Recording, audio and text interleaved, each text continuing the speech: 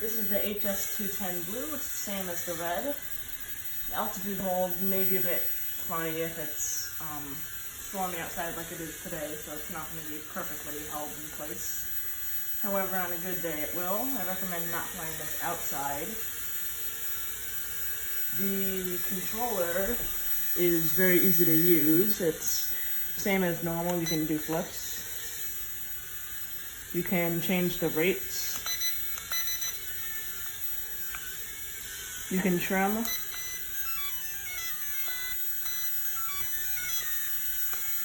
You can use headless mode.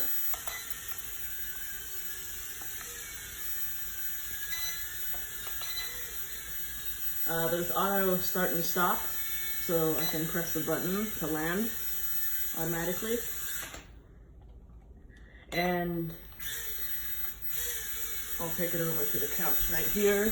There's automatic start stop if you get into trouble and crash, so you can press the two top buttons at once and it'll drop.